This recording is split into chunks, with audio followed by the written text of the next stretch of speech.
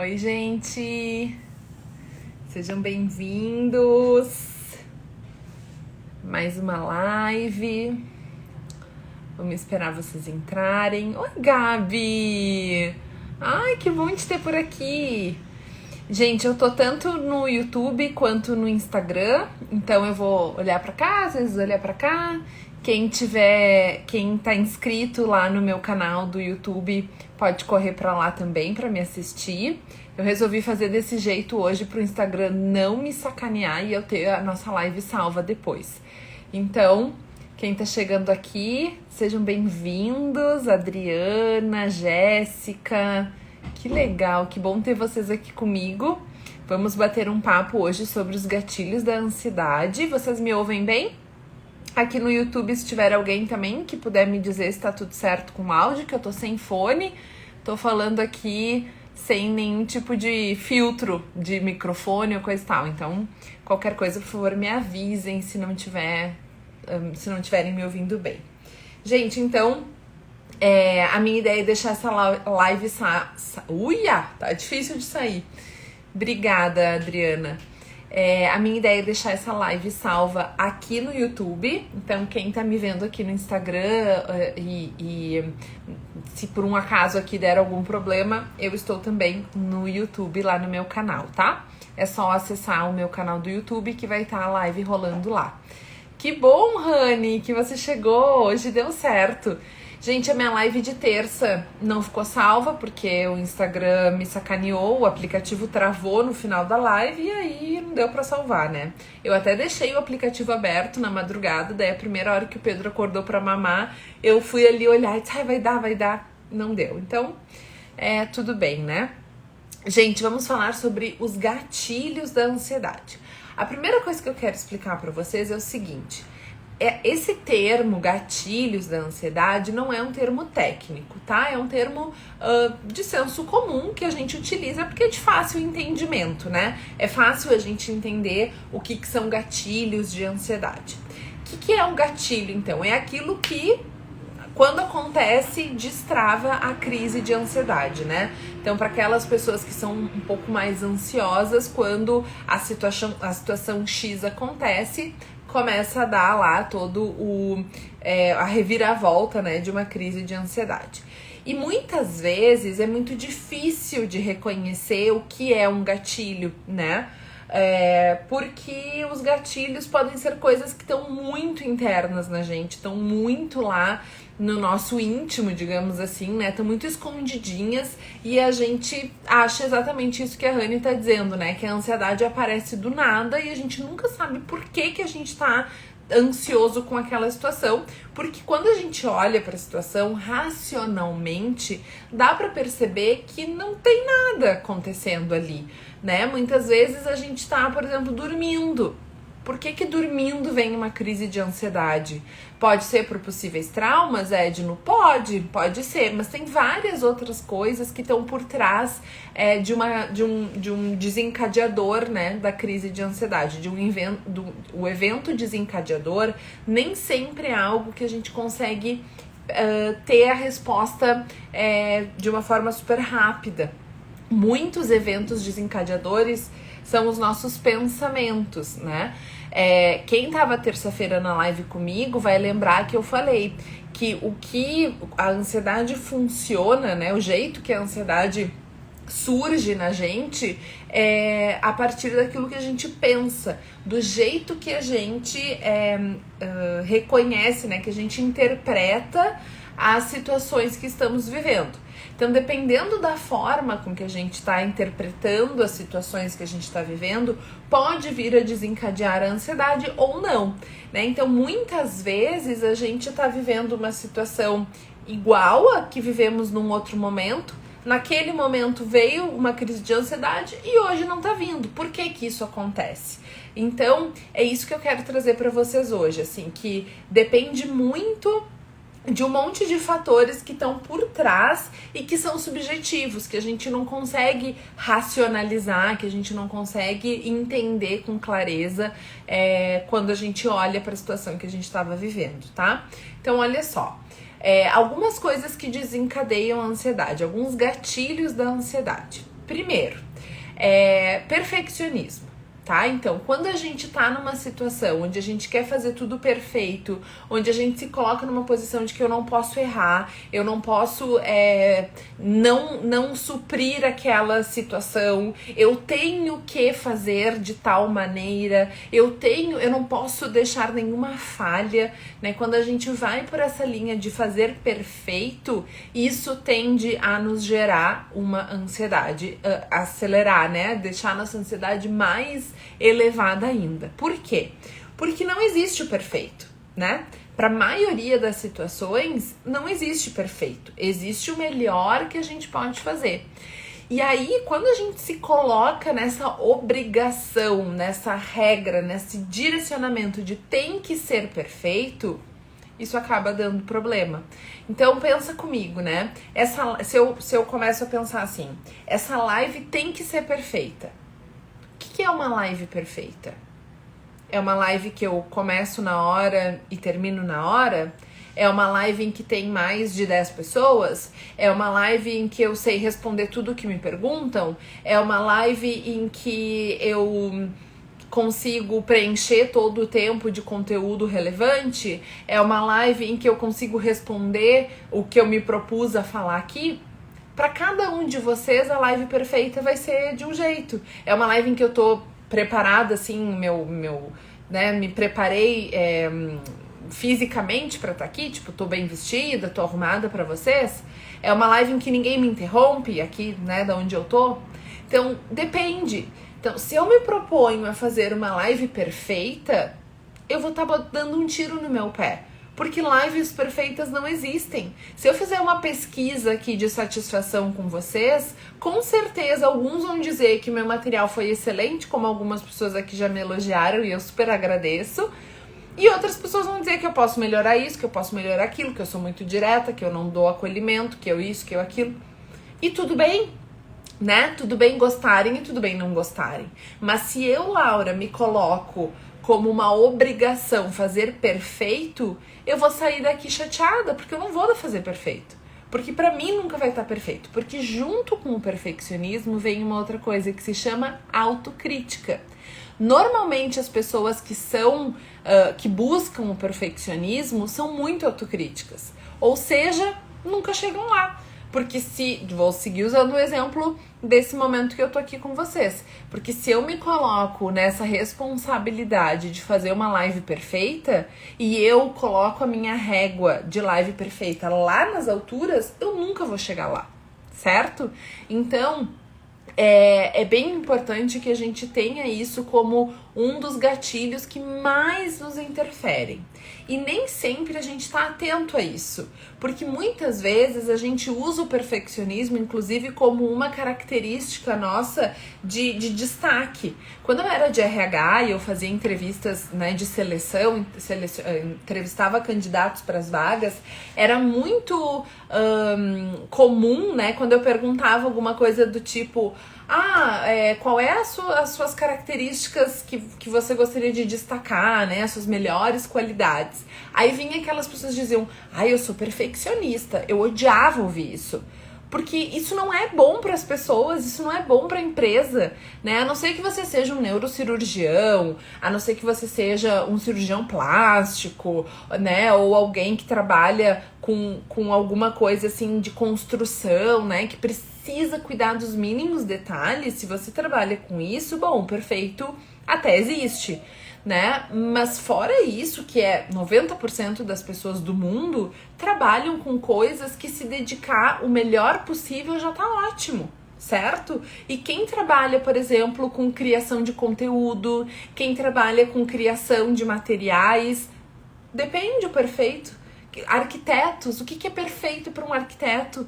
Né? O arquiteto quantas vezes faz algo formidável da opinião dele e o cliente não gosta? E o cliente quer completamente diferente, certo? Então, essa busca pelo perfeito e essa necessidade de fazer perfeito é um gatilho de ansiedade. Eu não tô conseguindo ler tudo que vocês estão escrevendo, depois eu volto, tá? Senão eu vou me perder aqui no meu raciocínio. Outro gatilho de ansiedade: controle. Antes de eu ir pro controle, eu queria que quem tá por aqui Me diga se concorda, se percebe que essa busca pelo perfeito é uma coisa que desengata a ansiedade de você, se vocês se identificam nesse negócio aí de buscar a perfeição. Deixa eu ver se por acaso alguém já não disse isso. Ai, Rani, obrigada, olha ali, me dizendo que eu sou inteligente, vou dormir como um anjo hoje. Ai, fico tão feliz. Esse meu jeito prático ajuda a entender, né? Que bom, fico muito feliz. Bom, então se você percebe que o perfeccionismo é um gatilho para você, escreve aqui que eu quero deixar vocês todos se sentindo bem com isso, né? Porque quando a gente percebe que tem mais pessoas que vivem a mesma coisa que a gente se sente tão acolhido, né? Eu me lembro logo que o Pedro nasceu. Ele já tá com 3 meses, né, mas lá no início, nos primeiros 40 dias, quando uma outra mãe, né, a Carol trocou muito comigo, a Carol que tá aqui, eu dizia, Carol, isso já aconteceu contigo? E ela me dizia, sim, isso é comum, acontece com os filhos normalmente. Eu, me sentia tão acolhida, né, então não sou só eu que tô passando por isso. Então, se você sente que o perfeccionismo é um gatilho da sua ansiedade, como alguns já estão escrevendo aqui, coloca aí pra todo mundo se sentir assim, no mesmo time, né? Jogando o mesmo jogo. Então, qual é a saída pro perfeccionismo? Flexibilizar. E aí, toda vez que você se perceber dizendo, eu tenho que fazer isso bem feito, eu tenho que fazer isso perfeito, ou pensando, substitua por, eu vou fazer o melhor possível. Eu vou dar o meu melhor nessa situação. E vai acontecer o que tiver que acontecer, né? Eu só passei a não ficar mais ansiosa nas lives, nas palestras, nos workshops, nas situações em que eu falo pro público, quando eu comecei a internalizar esse pensamento. Eu vou dar o meu melhor, eu vou fazer tudo o que eu posso, eu vou me dedicar ao máximo aqui pra vocês. Quem gostar, gostou. Quem não gostar, paciência. Quando eu internalizei isso, de que eu não vou agradar todo mundo e nem quero, a minha vida passou a ser muito mais leve. Eu consigo ligar a câmera e sair falando sem medo, né? Sem trava. Claro, muitas vezes a gente tem que se preparar, né? Mas quando é um conteúdo como esse, que eu falo todos os dias, que eu trabalho com isso o tempo inteiro, já melhorou muito o nervoso de antes, né? De me conectar aqui. Então, o perfeccionismo tem como solução essa mudança da forma de pensar. Olha o pensamento aí, né? Quando a gente pensa que temos que fazer perfeito, a gente não se dá outra opção. A gente só tem que fazer perfeito. E aí o perfeito normalmente é atingir as estrelas, né? E aí, atingir as estrelas não vai rolar. Segundo gatilho da ansiedade, gente, controle. Querer controlar as coisas, tá? Ninguém aqui tem controle de 90%... deixa eu reformular minha frase. Todos que estão aqui conseguem controlar 1% das coisas da vida. Para agora, vamos fazer um exercício juntos. Pare agora e pense o que de fato você consegue controlar na sua vida. Coisas que, assim, dependem de você. Eu coloquei um filtro aqui, né? E aí fica meio estranho quando eu passo a mão na frente. Mas, enfim, o que você de fato consegue controlar? As suas decisões, o seu comportamento, né? O que você vai comer, o que você vai deixar de comer, se você vai assistir essa live até o fim, se você não vai. Você consegue controlar a hora que você vai dormir, a hora que você acorda. Mas assim, mais do que isso, mais do que o que a gente pensa e mais do que como a gente se comporta, muito pouco a gente consegue controlar, né? E quando a gente pensa nisso no controle, né? Esses dias eu tava falando com uma pessoa que me dizia que enfim, dentro do contexto, ela tinha o desejo de, mais ou menos assim, controlar o que os outros pensam sobre ela. Gente, a gente não consegue, em absoluto, controlar outras pessoas. O que os outros pensam, como os outros vão se comportar. Eu não consigo controlar vocês. vou seguir usando esse exemplo porque ele é ótimo, assim. Imagina se eu venho aqui com a expectativa que todo mundo ame essa live, que essa live tem 1000 pessoas assistindo. 1000 pessoas é metade das pessoas que me seguem. Nunca vi uma live com 50% de público de seguidores, não existe isso. Né? Então, se eu me coloco isso como uma meta, como um objetivo, e eu falo pra mim mesma, essa live só vai ser boa, eu só vou me dar por satisfeita se eu tiver 1000 pessoas me assistindo, deu, né? Certeza que quando acabar a live eu vou estar me debatendo aqui, vou estar mal, vou estar triste, vou estar ansiosa, vou estar achando que eu sou um cocô, que eu não faço nada certo, porque não vai acontecer. E porque eu não consigo controlar as pessoas de entrarem aqui, de gostarem, de permanecerem até o final. Então, quando a gente tem essa ideia de, né, esse interesse ou essa busca pelo controle, a gente, com perdão da expressão, a gente se ferra, tá? Essa é a grande verdade. Eu vou contar terça-feira eu contei um causo meu e hoje eu vou contar um outro causo. Quando eu não me casei, né, mas quando eu fui morar com o meu marido, que na época era só meu namorado, eu tinha muito essa coisa de, inclusive talvez ele esteja me ouvindo, ele pode dizer que se é verdade ou mentira. Eu tinha muito essa coisa de ter as coisas da casa do meu jeito, né? Então, sei lá, se eu pegasse esse computador e colocasse aqui, tinha que ficar aqui. Se eu coloquei aquele cabide lá, tinha que ficar lá. Se eu colocava um vaso de flor num canto, um porta-retrato, enfim, a decoração da casa, a forma de guardar os utensílios de cozinha, enfim, eu só deixava que ele cuidasse do guarda-roupa dele, o resto tudo tinha que ser do meu jeito. Isso é ser controladora. Quando aos poucos, né, eu fui percebendo que eu tava desse jeito, porque a gente brigava, porque ele mudava as coisas de lugar e eu ficava puta da cara, e às vezes era uma coisa assim, super simples, sabe? Que não ia mudar a minha vida. Tava tudo bem colocar um porta-retrato do outro lado da estante, não do lado de cá. Conforme eu fui aliviando esse jeito, a nossa vida foi ficando muito melhor nesse quesito. Porque aí eu comecei a pensar, cara, a casa é dele também. Se ele não puder botar as coisas aqui dentro de casa do jeito dele, ele vai poder fazer isso aonde? Na casa da mãe dele? Não, lá não é mais a casa dele. Então é só um exemplo que é muito comum dentro das casas, né? De um querer tudo do seu jeito. Isso é ser controlador. Quando a gente viaja, por exemplo, né? E aí a gente quer saber que horas a gente vai acordar, que horas a gente vai dormir, onde a gente vai tomar café da manhã, tudo quer saber antes. Isso também é querer controlar. Quando a gente abre mão do controle e deixa que outras pessoas decidam por nós, também façam as escolhas, a gente consegue perceber o quanto tem coisas tão mais ricas no mundo que sozinhos a gente não ia dar conta de saber e de conhecer. Então, quando a gente vai deixando que o outro também opine, que o outro faça do jeito e se permitindo perder esse controle, a vida fica muito mais fácil. Mas por que a gente não consegue deixar que o outro muitas vezes controla? Por que a gente tem essa necessidade de controlar? Por uma outra questão que é gatilho de ansiedade, a previsibilidade.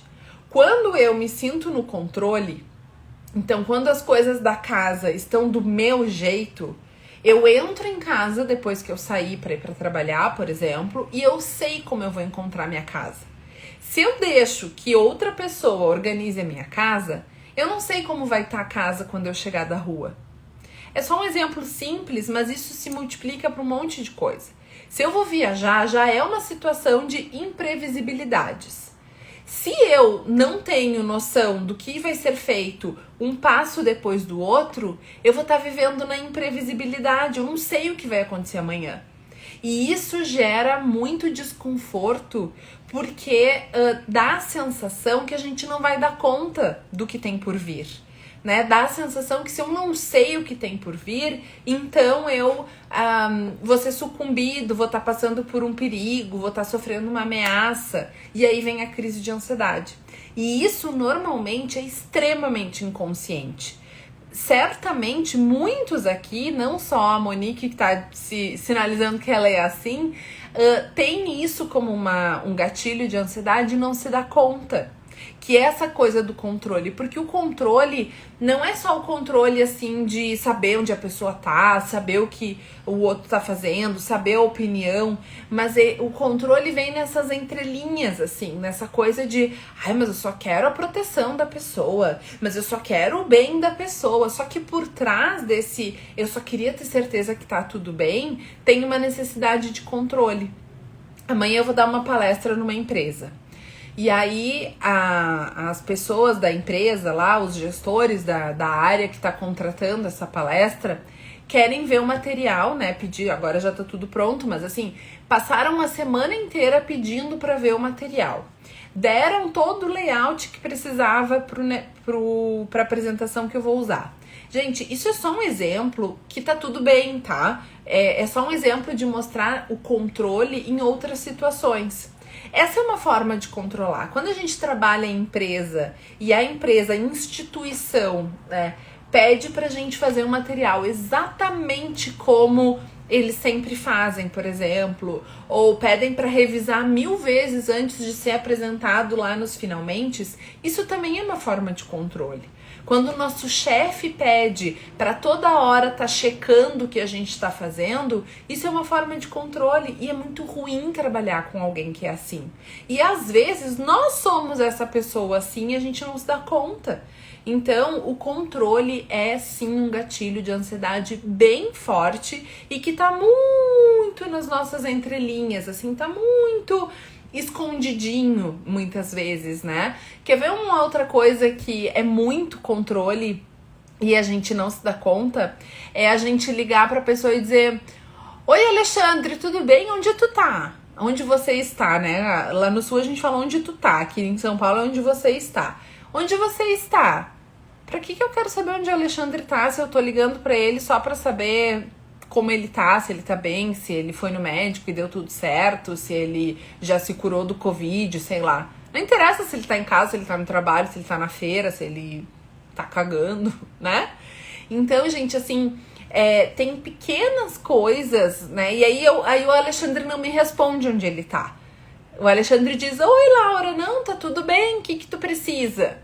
E aí eu começo a ficar ansiosa, e aí começa a me dar um nervoso, assim, né? Porque o Alexandre não me disse onde ele tá. Então, esse é um outro gatilho da ansiedade. Tá, Laura, e aí o que eu faço com o controle? Confia em você e confia que não é porque você não tem previsibilidade do que tem por vir que vai dar tudo errado. Não é porque você não sabe onde o Alexandre tá, como aqui no meu exemplo, que vai dar tudo errado. Muito pelo contrário, confia que o outro também sabe fazer bem feito. Confia que o outro também vai ter um bom gosto para as coisas. Confia que o outro pode fazer melhor que você, inclusive. Muitas vezes, quando eu deixei as coisas na mão de outra pessoa, foi muito mais legal. Foi muito mais prazeroso, né? Mas a gente precisa confiar na gente. Precisa confiar que a gente vai dar conta do que tem por vir. Que a gente vai saber lidar com o que tem por vir. Tá? Então eu falei de perfeccionismo, eu falei de controle e previsibilidade, falei junto. Então, uma coisa que nos deixa com possibilidade de ter crise de ansiedade é não ter a previsibilidade das coisas. Por que a pandemia gerou tantos ansiosos? Não é que a pandemia gerou ansiedade na gente. A gente já era ansioso antes. A pandemia só veio como um fator, um mega gatilho. Por quê? Porque na pandemia a gente não teve controle das coisas que estavam acontecendo, a gente não tem previsibilidade do que tem por vir, né? Parece que agora tudo tá se acalmando, parece que agora as vacinas realmente são uma saída, parece que agora as pessoas já entenderam que usar máscara é importante, tá todo mundo usando, parece que agora tá todo mundo mais fazendo higiene das mãos e as coisas estão melhorando. Será? Não sei. Será que agora que vai vir Réveillon, Carnaval, blá blá blá, não vai aumentar? Não sabemos, a gente não tem essa previsibilidade. E isso gera muita ansiedade, tá? Então quem já era ansioso só passou a ficar um pouco mais, por causa disso. Então quando eu não tenho previsibilidade, por que viagem, né? Isso é uma outra coisa, né? Viagem é um gatilho de ansiedade. Por quê? Porque a gente não tem controle. porque a gente não tem previsibilidade, porque é muito novo, né? E o novo não tem previsibilidade, então nos gera ansiedade. E aí entra andar de avião. Por que andar de avião gera crise de ansiedade? Porque a gente não tem controle. A gente tem que confiar no comandante ou na comandante, né? A gente tem que confiar na equipe que tá ali trabalhando naquela aeronave, que vai dar conta de um imprevisto que possa acontecer. E isso é gerador de ansiedade, porque a gente tem que confiar nas pessoas. E a gente é muito desconfiado como ansioso que somos, certo? Quem aí concorda com esse gatilho do controle e da imprevisibilidade, vai mandando um eu concordo aí para todo mundo se sentir acolhido nesse ambiente que a gente tá aqui num grupo tão seleto, tão especial de pessoas que estão acompanhando essa live. Então, essa coisa da imprevisibilidade, ela tá presente em tudo, né? A gente acha que sabe o que vai acontecer amanhã, porque, sextas-feiras normalmente é mais ou menos assim. Mas sei lá, a gente pode acordar amanhã com várias notícias desagradáveis ou com uma notícia super maravilhosa e que a gente vai ter que mudar todo o nosso dia, né? Toda a rotina do nosso dia. Então, imprevisibilidade gera muita ansiedade. Então, deixa eu ver, falei de controle, falei do perfeccionismo, falei de imprevisibilidade, mudança gera muita ansiedade, né? Quando a gente tá vivendo uma situação nova, uma situação de mudança, porque contém todos esses elementos que eu trouxe.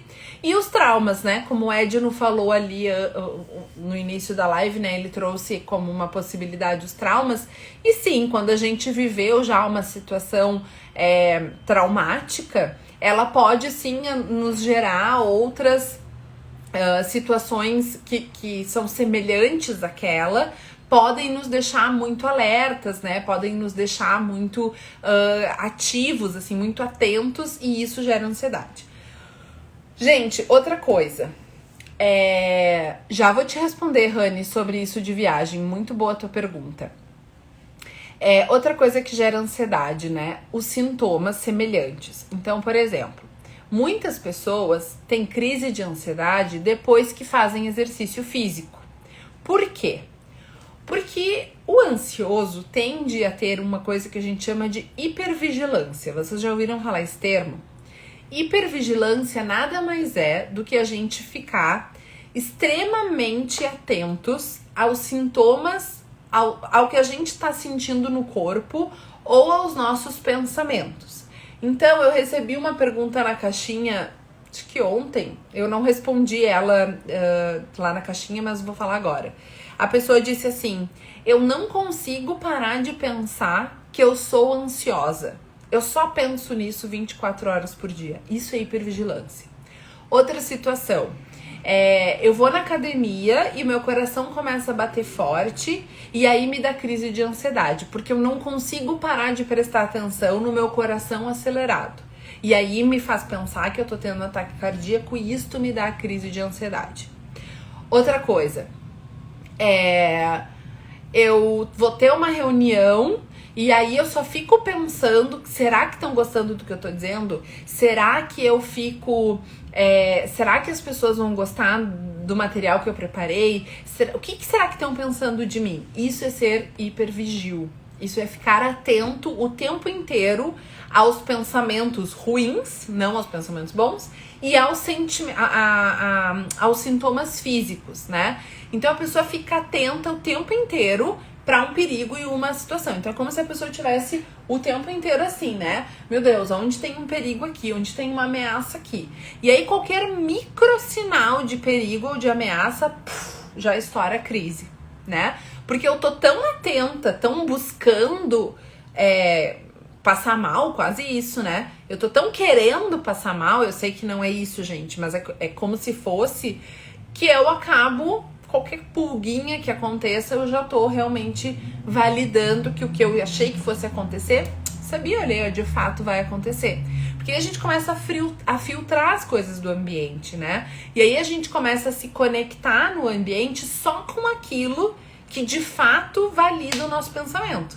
Então, por exemplo, vou usar de novo aqui o exemplo da live. Se eu acho que eu não vou fazer uma boa live, perdi a mão, já não sei mais fazer, já não consigo mais falar direito, né? Acho que eu tô fazendo tudo errado, acho que vocês não vão gostar. O que eu faço? Ao invés de eu olhar que tem um monte de gente participando, que as pessoas estão me fazendo perguntas, que tem gente nova na área, que nunca me ouviu falar antes e tal, que tá super legal, eu tô conseguindo trazer as coisas que eu me propus pra trazer, vocês estão gostando, estão me dando bons feedbacks e tal, eu fico pensando, poxa, mas tem 4 pessoas que estão comentando de 26 que estão me assistindo. Nossa, tem só 26 pessoas. Eu tenho 2.000 seguidores. E lá no outro perfil que eu tive que pausar, eu tenho 14.000 seguidores. Como é que aqui só tem 26 pessoas? Meu Deus, as pessoas não devem estar gostando. Ai, que horror. Ai, tá, gente, acabou, tá? Tchau e vou-me embora. Né? Porque aí eu só olho para aquilo que tá dando errado. Ou para aquilo que não tem nada dando errado aqui, né? Mas assim, para aquilo que não tá dentro do que eu tava esperando. Então, gente, quando a gente fica hipervigilante, é como se a gente fizesse um mergulho para dentro de nós mesmos e a gente só ficasse olhando. Meu Deus, meu coração tá batendo forte. Ai, meu Deus do céu, minha pulsação tá não sei como. Ai, deixa eu ver se eu consigo respirar. Ai, não tô conseguindo respirar. E aí vem a crise, né? Porque a gente tá provocando a crise. Então, ficar hipervigilante é um grande tiro no pé. Não façam isso, tá? Não façam isso. Observem outras coisas. Vocês já baixaram o guia rápido para sair da crise de ansiedade? O guia que eu fiz, que é gratuito. Baixem o guia. No guia rápido tem 3 exercícios que eu proponho para vocês fazerem quando começarem a sentir os primeiros sintomas de ansiedade. Ai, Laura, onde eu baixo o guia? No link que tá aqui na minha bio, lá no meu site, www.laurapotrick.com.br.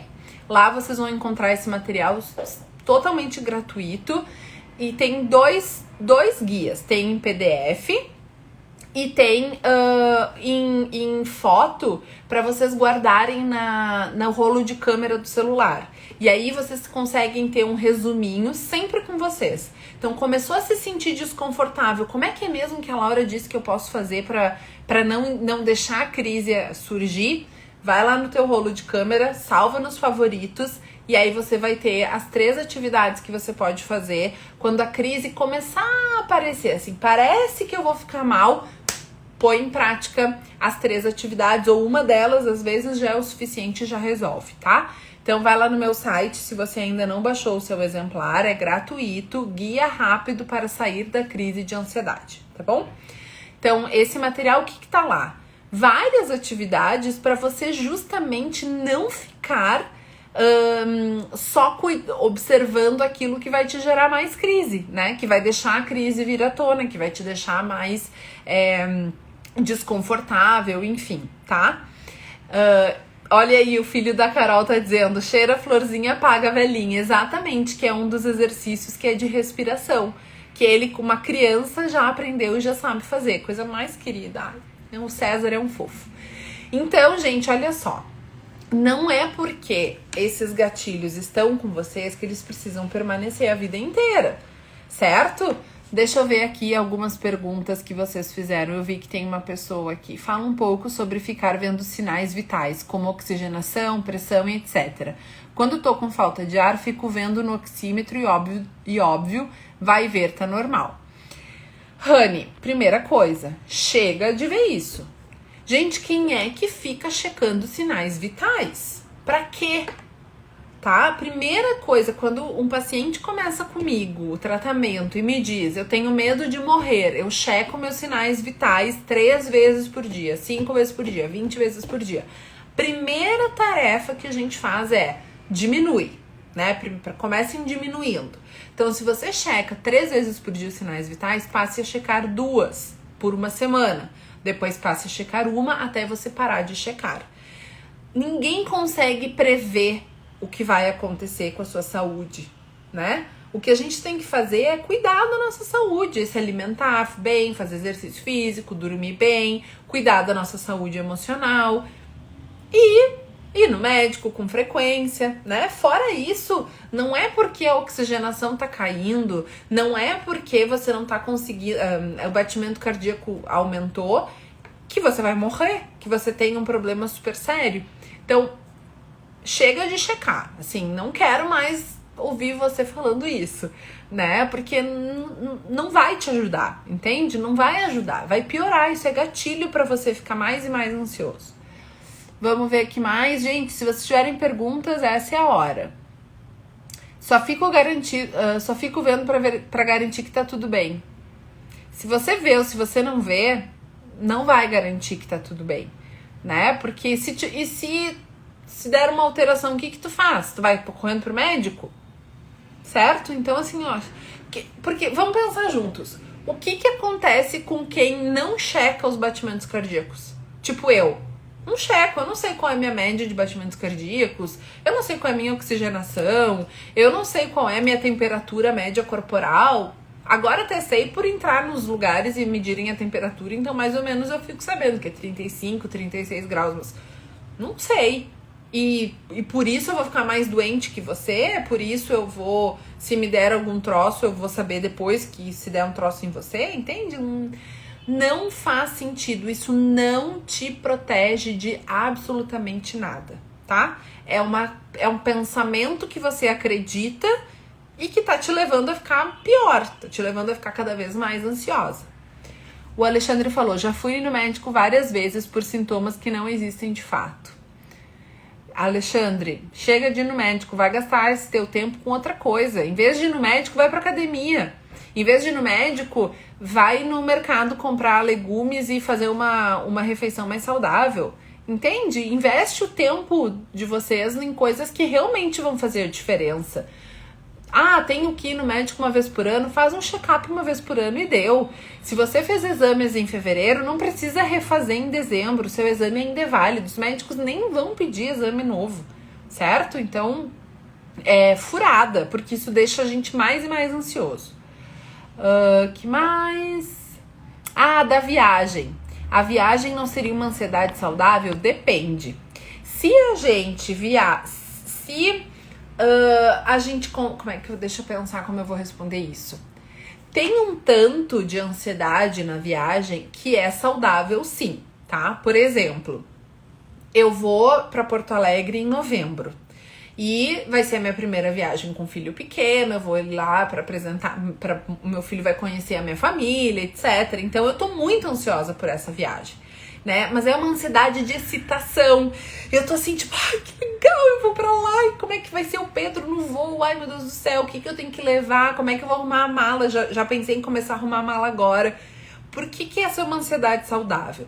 Porque ela não me prejudica, ela não me gera sofrimento, ela não tá fazendo com que eu deixe de fazer algumas coisas porque eu estou ansiosa, tá? Então, essa é a ansiedade boa. Eu não tô querendo já ir pro aeroporto 20 dias antes porque eu tô ansiosa pela viagem, tá? O que é uma ansiedade ruim? É eu querer ir pro aeroporto 5 horas antes, e é um voo nacional. Eu ficar o tempo inteiro incomodando as pessoas que estão na minha volta, fazendo perguntas repetitivas e querendo checar que elas estejam no mesmo tensão que eu, né? Então ficar dizendo, por exemplo, 2 dias antes, já arrumou a mala? Já fez o que tinha pra fazer? Aí 5 horas antes, vamos pro aeroporto? Ou, por exemplo, não dormir na noite anterior porque eu tô muito ansiosa com a viagem, né? Então, isso é prejudicial. Aí eu chego no lugar, eu começo, tá, o que a gente vai fazer agora? E o que a gente vai fazer depois? E aí, quando a pessoa diz, mas eu não tava muito afim de hoje almoçar no restaurante, sei lá, o Galo Cinza. Vamos mudar o lugar que a gente vai almoçar? Daí já é um caos, já gera uma briga porque quer mudar algum ponto da viagem. Ou então é uma pessoa que fica muito assim, tá curtindo, né? A gente vai conhecer um lugar, vamos supor que seja uma viagem pra turismo, né? Eu tô tô num museu, conhecendo o museu, aí a pessoa já começa, vamos embora? Vamos, porque agora a gente tem que jantar lá no restaurante não sei qual. Já acabou? Vamos. Né? Então, o ansioso, ele se torna uma pessoa muito chata em viagem. Então, entende? Depende o quanto essa ansiedade vai deixar com que a ansiedade flua, com que a viagem flua e você aproveita um momento depois do outro, ou fica uma coisa assim de tem que seguir aquilo, tem que ser daquele jeito e fica uma tensão o tempo inteiro no ar, certo? Então, a viagem pode ser uma ansiedade saudável, mas pode ser uma ansiedade extremamente disfuncional. Vamos ver o que mais. Não penso em suicídio, mas espero ansiosa pela morte. Sugiro que você busque ajuda. Sugiro de verdade que você busque ajuda, porque este não é um pensamento saudável, não é um pensamento natural e não é um pensamento que a gente fica tranquila em saber que alguém tem. Então, Stephanie, se você ainda não tem um terapeuta, um psiquiatra, se você não pensou ainda nisso, me manda um direct, eu posso te indicar vários profissionais que podem te atender, mas esse pensamento não é legal não, tá?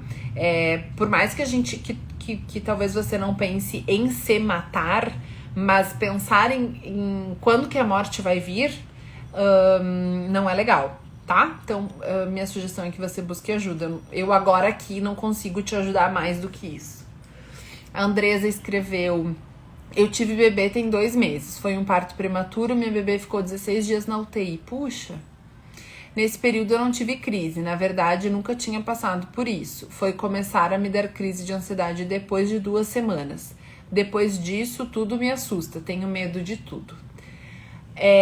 Você ainda tá vivendo o finalzinho do puerpério, né? A gente considera o puerpério o primeiro mês de vida do bebê, mas a gente sabe que esses sentimentos, né? A depressão pós-parto, baby blues, puerpério, enfim, essas coisas podem se estender e eu sei o quanto é difícil um bebê saudável, né?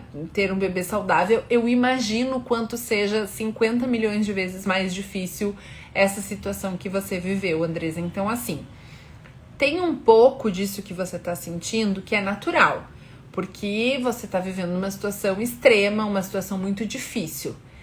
Mas não viva isso sozinha. Busque ajuda. Né? Busque ajuda para você aprender a lidar com isso que você desenvolveu. Porque naturalmente, depois que a gente se torna mãe, pai, a gente fica mais preocupado, né? É natural, porque a gente tem um ser que depende 500% da gente. Então, um tanto é natural a gente se preocupar um pouco mais, a gente ficar um pouco mais ansioso, até a gente acomodar as melancias e entender que que a coisa vai fluindo, que a gente vai dando conta, né? E aí vai amenizando. Entanto que eu tô aqui, o Pedro tá lá com 3 meses e eu tô aqui com você, super de boa, tudo tranquilo. É muito de cada um, tá? Não é porque eu tô assim que todo mundo vai estar. E aí, vivendo uma situação extrema como essa, de um bebê na UTI, um bebê prematuro, que exige muito mais, com certeza desenvolve sentimentos muito mais intensos. Então, Andresa, busca ajuda, porque pode ser que você tenha desenvolvido algo pós-parto, que logo vai passar, com o tempo isso vai amenizando, o que é muito provável que aconteça, principalmente porque antes você não tinha isso, mas pode ser que isso se estenda um pouco mais do que é considerado saudável, e não precisa, né? Você tendo ajuda, você tendo alguém que trabalhe com isso, esteja próxima de você, esteja te acompanhando, você vai ver o quanto menos sofrido pode ser, tá? Então, desejo que fique tudo bem. Qualquer coisa me manda um direct que eu te ajudo a encontrar alguém que possa te ajudar. Observo que ficar muito na rede social me causa ansiedade, me sinto mal, mas não consigo limitar. O que posso fazer? Limitar? Se você tá dizendo que você não consegue limitar, você já tá se dando essa limitação. Então, gente, persistência, insistência com a gente mesmo, disciplina, né? Ao invés de ficar nas redes sociais, vai ler um livro, vai lavar uma louça, vai limpar um banheiro, vai arrumar um armário, né? Vai dar atenção pro seu marido, seu filho, né? Sua esposa, enfim, eu não sei se G é homem ou mulher, mas tanto faz. Então, assim, se a gente mesmo já diz que não consegue, quanto que você já tentou? Eu também, né? Todo mundo tem coisas que são mais difíceis de dizer não pra si mesmo. Pra mim é muito difícil de dizer não pro doce, por exemplo. Mas será que eu tentei o suficiente dizer não para comer doces? Então, assim, não tem mágica. Você vai precisar fazer um esforço sobrenatural, talvez, pra dar limites pra você mesma, tá? Mas não tem outra forma. Minha ansiedade, eu não tenho medo de sair, não. Fico ansiosa se fico em casa. O tédio me deixa ansiosa. Então, gente, a gente precisa aprender a lidar com o ócio, né? Nós, ansiosos, queremos estar sempre fazendo alguma coisa, né? Carol tá dizendo, a Laura me deu a estratégia de fazer uma lista de tarefas para fazer quando está em casa. Exato! Tem ali algumas coisas que você pode fazer de lazer, inclusive, né? Por exemplo... eu coloquei na minha lista passear, tomar banho de sol com o Pedro, passear com o Joca, porque são coisas que quando eu tô meio sem nada pra fazer, eu não me lembro de fazer. E às vezes tá um dia super bonito lá fora e eu tô aqui dentro de casa, ansiosa, que eu não tenho nada pra fazer e tal, certo? Então, essa estratégia, Carol, bem lembrado, muito bom. Faz uma lista menor, isso aí. Não, a lista, gente, não é pra gente cumprir no extremo. É uma lista pra gente lembrar do que tem pra fazer. Olha aí a autoexigência, a autocrítica, o perfeccionismo. Mais uma vez, um exemplo que fica bem camuflado e a gente às vezes não se dá conta. Gente, nossa, tem um monte de coisa. Eu coloco sempre metas atingíveis para não me gerar ansiedade. Ótimo, vocês estão trocando ideias maravilhosas. Tipo, tomar 6 copos d'água por dia. Aí, conforme eu vou riscando essas pequenas metas, mais satisfatório fica. Menos ansiedade gera. Ai, adorei! Muito bom. Muito boa essa tua dica, Monique. Gente... Vocês são incríveis, eu amei essa troca que a gente teve aqui. Essa live vai ficar salva, com certeza, porque eu tô aqui no YouTube também, mas eu tô falando com o Instagram, mas o YouTube tá me gravando aqui também. Então, se o Instagram hoje me passar a perna, a gente tem o YouTube que não passa a perna na gente. Então, a live vai ficar salva lá no meu canal do YouTube. Então, quem não tá inscrito ainda, por favor, youtube.com/tratando sua ansiedade, tá? É o mesmo nome em todas as redes sociais, no podcast, aqui no Instagram, aqui no YouTube, tudo é Tratando Sua Ansiedade. E se você ainda não baixou o seu guia para sair da crise de ansiedade, entra lá no meu site www.laurapotrick.com.br e baixa o seu guia, é gratuito e você pode usufruir como desejar as duas versões, a versão de bolso e a versão estendida, tá bem? E domingo, às 19 horas, volte aqui comigo, porque eu vou fazer mais uma live para contar 4 estratégias para você lidar com a sua ansiedade, fora tudo isso que eu já falei aqui, são 4 que eu ainda não comentei com vocês, e eu vou anunciar uma mudança que eu fiz no meu curso, no Tratando Sua Ansiedade, que eu tenho certeza que vocês vão amar, tá bom? Então, espero vocês domingo e a gente vai se vendo por aí, nas caixinhas de perguntas e tudo mais, tá? Gente, obrigada pelos elogios. Ai, coisa mais querida. Esse filtro do Instagram, depois vocês vão ver a live no YouTube, vocês vão ver que aqui é uma farsa. Essa pele tão maravilhosa aqui é mais ou menos isso. Beijo, gente. Boa noite. Fiquem bem.